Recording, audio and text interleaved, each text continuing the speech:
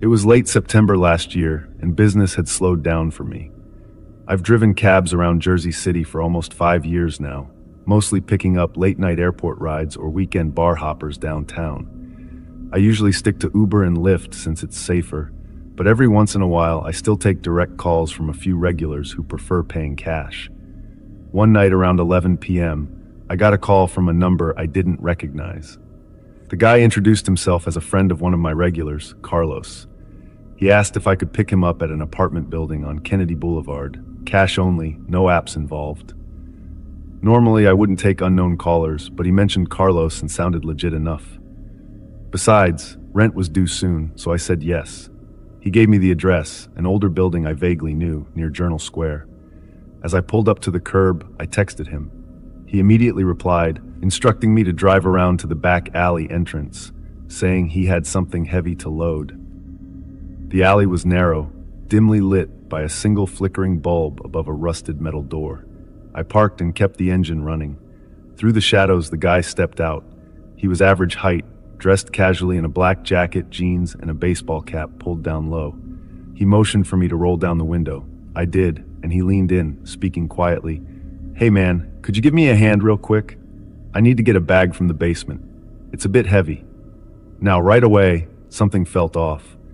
I've been asked to help load suitcases or groceries before, but going down into a basement was weird. Still, part of me thought maybe he just genuinely needed help. Reluctantly, I shut the engine off, stepped out, and followed him to the door. He unlocked it with the key and pushed it open. Inside was a narrow hallway, dim and smelling of damp like mildew. He flipped on a switch and a single bulb lit up the staircase leading down. I hesitated again, but he moved quickly, already halfway down the stairs, urging me to follow. The deeper we went, the colder and more uneasy I felt. At the bottom was another door. He opened it, revealing a dark basement with concrete floors and pipes running across the ceiling. It looked abandoned and dirty, cluttered with junk. On a table under another dim lamp was a large black duffel bag. Even from across the room, I could tell it was bulky. Without saying much, he grabbed one handle and gestured for me to take the other. As I reached out, I noticed something alarming, a dark red stain seeping from the bottom corner of the bag. My stomach tightened. I hesitated, pulling my hand back quickly. I asked, trying to keep calm, "Hey, what's inside that bag?" He stared at me silently, expression blank for a moment, then quietly said, "Sorry, I can't tell you. My gut told me everything was wrong here. The weight, the stain, it looked like blood. Suddenly, the bag looked big enough to hold a person." My head spun with panic. I stepped back instinctively, heart thumping. "I'm not touching that." "Sorry, man, this is too weird," I said. He seemed startled by my reaction, quickly saying, "Wait, I'll double your fee. Just help me load it and drive." The fact that he suddenly offered more money only made me more certain that something was terribly wrong. I shook my head and turned to go upstairs, mumbling an excuse about needing to leave. I hurried up the stairs without looking back, feeling his eyes burning into me the entire way. As I reached my cab, hands shaking, I jumped in and locked the doors. He stood at the basement doorway, staring at me as I quickly reversed out of the alley and back onto the main road. My heart was racing as I drove away. I pulled over a few blocks away under the bright streetlights of a convenience store parking lot, adrenaline pounding. Sitting there, hands trembling, I couldn't stop picturing that bag. I knew something was horribly wrong. Finally, I took a deep breath and dialed 911, explaining everything. Within minutes, police cars raced by me, lights flashing silently toward the apartment. I waited anxiously, feeling guilty for leaving, but grateful I'd trusted my instincts. About half an hour later, an officer called my phone, asking me to return and give a statement. When I arrived, the whole street was cordoned off. Officers swarmed the building, radios crackling with urgent voices. A detective approached me, asked questions about the man, about the bag, the basement, everything. Eventually, he explained what they'd found. Inside the bag was the body of a young woman, the guy's wife. They'd gotten into a violent argument, and he struck her in the head with a metal tool from his garage, killing her instantly. He'd planned on burying her somewhere quiet, using me and my taxi to transport her away from the city. My legs went weak hearing this. The detective patted me on the shoulder, saying I'd been lucky to trust my gut. He said it could have ended much worse for me if I'd stayed or asked more questions. Those words stuck with me, replaying in my head endlessly as I eventually drove home, hands still shaking on the wheel. I never saw Carlos again. He never called me, and I never found out if he even knew what his friend had planned. Before we dive into the next story, if you're visiting our channel for the first time, don't forget to hit the subscribe button and turn on the bell icon to stay updated with our upcoming scary stories.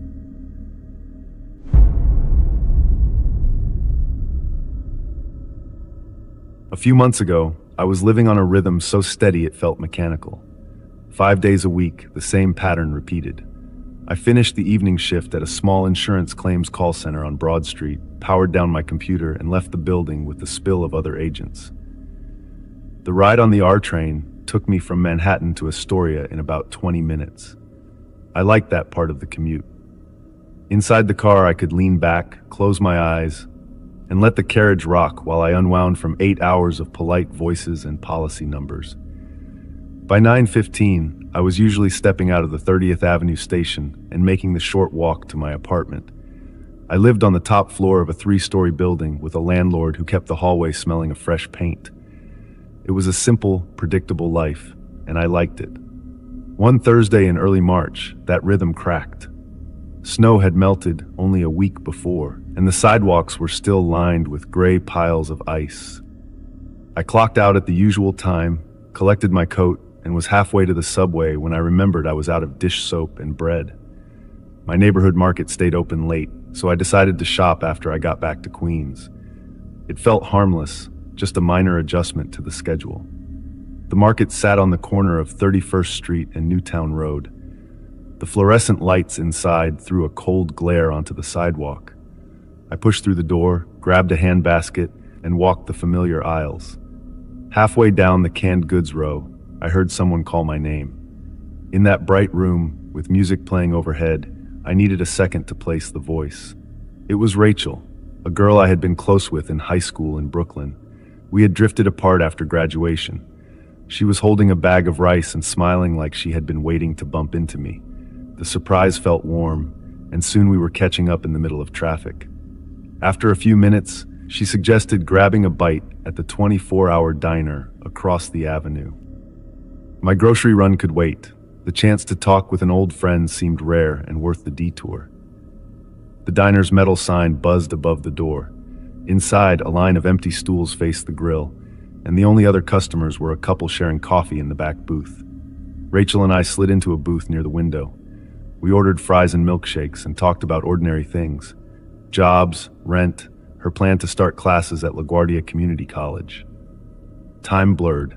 I glanced at my phone once, saw it was almost 11, and told myself I would leave after finishing my shake. But the conversation kept looping, comfortable and rambling, and soon the street lamps outside were shining on empty sidewalks. At midnight, I stood, pulled on my coat, and said I had to be up early. Rachel offered to call a rideshare for me. I declined. My apartment was a straight walk of about 20 minutes. The air outside had that sharp, late winter bite, but it was clear and still. I felt awake and safe enough to walk. The first blocks were silent, except for a distant elevated train rumble. Storefront gates were down, graffiti shining under sodium light. I passed a laundromat, then the dark shell of a closed bar. Halfway along 30th Drive, I became aware of footsteps that did not belong to me. They came in short bursts, then paused when I paused. I glanced back and saw a man about half a block behind. He wore a parka hood up and kept his head low. It might have been a coincidence, but my gut stiffened. I turned onto a residential side street lined with identical brick houses. The man turned too. I lengthened my stride. The rubber soles of my sneakers squeaked on damp concrete. 3 houses ahead, a motion sensor activated, spilling porch light across the sidewalk. I felt the urge to run, but worried that breaking into a sprint would erase any pretense of coincidence. Instead, I ducked onto the next corner, making a quick left, then an immediate right onto a narrower lane. My neighborhood is a loose grid, and I knew these back streets well. I should have lost him. Still, the steps reappeared. They were closer now, shorter, almost eager. Panic is loud inside the head. It floods the ears and makes every passing shadow look alive. I remembered advice I had given callers at the office. Stay calm, gather details, seek help. 2 blocks ahead, a yellow taxi idled outside an apartment building. The driver was leaning against the door, scrolling through his phone. When I reached him, I waved and asked if he was on duty. He nodded. I told him my cross streets. He popped the trunk for my small shopping bag, though I kept the bag on my lap. As soon as I closed the door, he pulled away from the curb. Relief washed through me, enough that my fingers trembled when I tried to text Rachel that I was almost home. She replied with a thumbs-up emoji. The cab turned left at the next light. I blinked. Left was wrong. To reach my block, the driver should have stayed straight for at least 3 more intersections. I leaned forward and told him gently that he had missed the turn. He said something about a shortcut because construction was blocking the usual route. His voice was flat, without accent, too controlled. My stomach hollowed. We crossed under the elevated tracks and stopped beside a dim stretch of curb. Streetlights were busted on that block. My phone screen lit the back seat. I pulled up the map, already knowing we had looped back toward the area where the footsteps began. Before I could speak up, the taxi's front passenger door opened. The man in the hood slid inside. Under the dome light, I saw his face. Young, clean-shaven, eyes alive with purpose. He turned to me and smiled like we were sharing a secret. My first instinct was to latch the door on my side, but the lock switch was already down. The driver raised a hand, palm out, telling me to stay quiet. He merged back onto the street, accelerating fast. The man beside him reached into his pocket and produced a small pistol. It looked older, scratched along the barrel. He twisted in his seat, pointing it low toward my knees. He spoke in a quiet, rehearsed tone. Phone, money, jewelry. He motioned for me to place everything in my grocery bag. My voice stuck in my throat. I dug out my wallet, phone, and a necklace my sister had given me for my last birthday. He told me to keep my eyes down. The car turned again, faster still, tires squealing on the corner. My chest felt tight, but I forced myself to breathe evenly. Panic helps no one. The man said they would drop me near the river once they were done. His partner chuckled.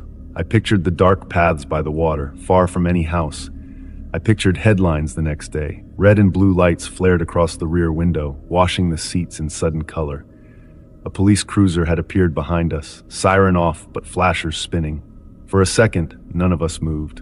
Then the driver cursed under his breath and tapped the brake. The cruiser's loudspeaker ordered him to pull over. He slowed halfway to the curb, looked at his partner, and then floored the accelerator. The force shoved me back against the seat.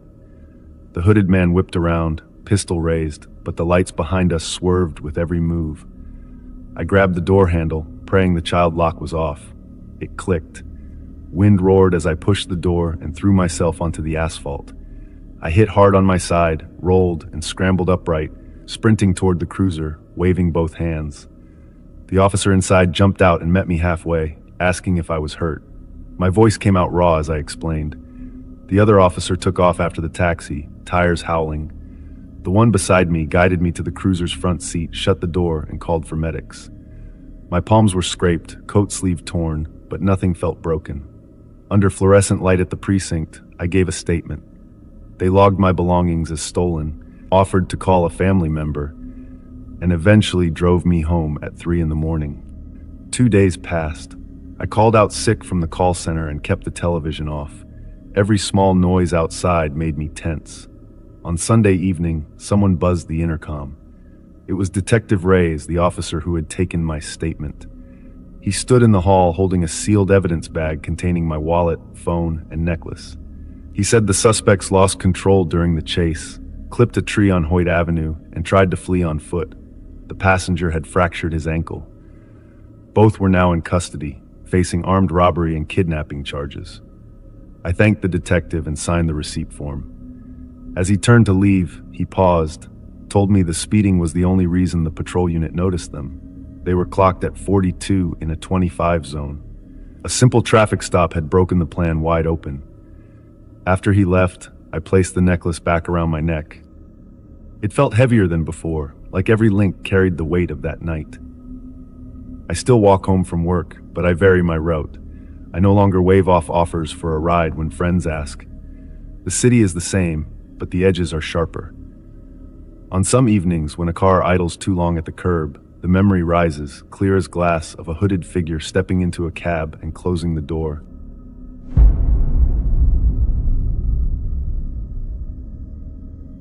I always thought summer would lift my luck, but June of last year proved me wrong. I had been job hunting since spring, sending CV after CV, sitting in reception areas that smelled of air freshener and stale coffee, only to be told someone else had a better fit. By the time the days grew long and hot, my savings were gone. My parents, both in their 70s, depended on me for rent and medication. At night, I lay awake, sweating in my small room, counting the coins in my purse and listening to the hum of the floor fan. I finally told my friend Kira what was happening. We met in a tiny park by the canal near Limehouse. The sun was bright enough to sting my eyes, and the benches were hot to the touch. Kira listened, brushed a strand of hair from her cheek, and handed me the keys to her silver Toyota. "Use the car," she said. "Sign up as a ride-hail driver, only for a while. Nights are busy, and tips are better." I hesitated. I'd never driven for strangers, but my pockets were empty, and the rent notice on the fridge felt like it grew bigger each day. I signed up that evening. The app approved me in 3 days after a background check and a quick photo of my license. I vacuumed the car, filled the tank with the last of my cash, and placed a little bottle of hand sanitizer in the cup holder to look professional. My first shift began on a Friday just after sundown, when the sky was still pink over the city. Heat lingered on the pavement, rising in soft waves that blurred headlights. I wore a light cotton blouse and tied my hair up to keep it off my neck. Toyota's air conditioning fought against the warmth, but never quite won. The first rides were simple. A pair of tourists from Covent Garden to a riverside hostel. 2 friends from Brixton are going to a club in Soho, laughing about ex-boyfriends and sharing a bottle of water. A chef whose uniform smelled of grilled onions, riding from King's Cross to his flat in Hackney. Each beep on the phone brought relief. £4 here, £9 there, small pieces of security. Near midnight, the app pinged again. Pickup: Royal London Hospital, Whitechapel. Destination: Willesden Green. Extra distance meant extra pay, so I accepted. I took a swallow from my water bottle and turned onto the wide road lined with late-night kebab shops and old brick buildings glowing under streetlights. The hospital entrance was busy even at this hour. A few nurses in pastel scrubs stood outside sharing jokes. 2 ambulances waited with engines idling. My passenger stepped through the glass doors. A tall man in gray jogging bottoms, hood up despite the heat, surgical mask covering half his face. He carried a white pharmacy bag swinging from his wrist. Without a word, he opened the back door and slid in. I greeted him, asked if he was comfortable. He nodded but kept his eyes on the window. The map showed 45 minutes across the city. I merged into traffic, windows up, aircon on low. We drove in silence through Aldgate and onto Commercial Street, where soft neon spilled from late bars. At a red light, he leaned forward. His voice was dry, almost tired. "Can you turn left up ahead? Don't fancy the main road, too many cameras." The request nudged something uneasy in my gut. The direct route was faster, and every driver knew it. Still, customers could choose. I nodded and took the left, guiding us onto a quieter street where old warehouses turned their backs to the road. 3 blocks later, he spoke again. "Cancel the ride." His tone was flat, no anger, just instruction. "Sorry." I tried to keep my voice steady. "End the trip on the phone." His breath brushed the back of my neck through the gap between the seats. I felt a warm metal touch on my shoulder. I glanced down, the faint reflection of a knife blade. My thumb trembled as I opened the app. A single tap, and the screen went blank. The company would no longer follow our location. Sweat collected at my hairline. "Now pass me the phone," he said. I reached back without turning, handing it over. He placed it in his pocket. Street lights flickered past, pooling light onto the dashboard. The aircon suddenly felt cold against my damp skin. He shifted closer, his knee pressing the seat. "Open the glove box," he said. I obeyed. He rummaged inside, found the cheap backup phone and a folded 10-pound note for emergencies. He took both. "Pull over there," he said, pointing to a narrow alley that smelled of warm rubbish and spilled beer. Shattered glass glittered under the headlights. We stopped. Engine idling, fan blowing warm air again. He leaned forward, bringing the knife closer. Unlock your banking app. My fingers shook. Wrong code. Breaths loud. Second try. Success. The balance showed £2.63. No pending deposits, no overdraft. Almost nothing. He stared for a long moment. The alley buzzed with an unseen insect, clicking against the windshield. Finally, he exhaled a short breath that could have been a laugh. Driving all night for £2? I've been looking after my parents, I said. My throat felt dry as gravel. He leaned back, the knife lowering until its tip rested near his knee. For a heartbeat, we sat in thick silence. Somewhere down the alley, a bottle clattered, rolling on concrete. He reached into his hoodie pocket and pulled out a folded green note. U.S. currency, $100. He tossed it onto the passenger seat. Take it, he said. Fill the tank, feed your folks, and wait 5 minutes after I'm gone before you move. I didn't touch the note at first. My eyes flicked from the money to the knife. He caught the look, slid the blade inside his sleeve, and opened the door. Warm night air rushed in, carrying the smell of frying onions from a distant takeaway. He stepped out, closed the door gently, and walked toward the mouth of the alley. I locked the doors, hands vibrating on the steering wheel. The dashboard clock ticked. I counted inhalations, 1, 2, 3, until 300 seconds crawled past. Then I shifted into gear and rolled slowly back to the main road, headlights dancing over damp brick. On my way to Limehouse, I stopped at an all-night petrol station. Fluorescent lights buzzed overhead. I slid the fresh $100 bill across to the cashier, who inspected it, shrugged, and handed me change in pounds. I filled the tank until the nozzle clicked, feeling every liter as hope and worry at once. When I reached Kira's flat, the first birds were chirping, and the sky over the canal was turning soft gray-blue. The summer air already felt warm. Inside, I left the change on her coffee table and curled up on the sofa, shoes still on, listening to my pulse slow. I told my parents nothing the next morning. I just made them tea, smiled, and paid the rent in cash that afternoon. The rest went to their prescriptions and groceries. I kept driving, but only on busy main roads, refusing pickups that looked odd. My life is still a string of fares and long nights, but sometimes, as the sun rises over the city, I feel the weight of that green note in my mind, heavy, strange, and impossible to forget.